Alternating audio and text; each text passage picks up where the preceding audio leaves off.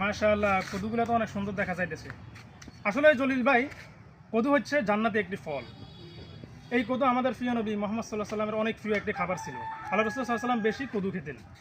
এবং আমাদের রাসূল সাল্লাল্লাহু আলাইহি সাল্লামকে যদি কোনো সাহাবী দাওয়াত দিত, দাওয়াতের মধ্যে গোস্ত রান্না হলে কদুর সাথে আল্লাহ রাসূল গোস্ত থেকে বেছে বেছে কদু খেতেন। কদু খুবই একটি উপকারী ফল এবং বর্তমান চিকিৎসা বিজ্ঞানে বলেছেন মানুষ যদি কদু খায় তাহলে মানুষের ফ্যাটের ফিয়া দূর হয়, ফ্যাটের বেদনা দূর হয়। এবং সব ডাক্তারই বলেন যে আপনারা বেশি বেশি কদু খাবেন। কদু উপকারী একটি ফল।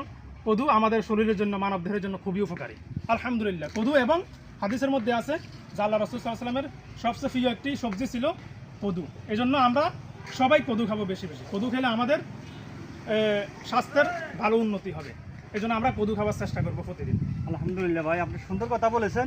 তবে আপনার কথাগুলো আমার পছন্দ হয়েছে। সবাই তো বুঝে না, এই কারণে মানুষের সমস্যা। হ্যাঁ, কদু খাওয়ার চেষ্টা করবো আমরা। কদু ভালো একটি ফল।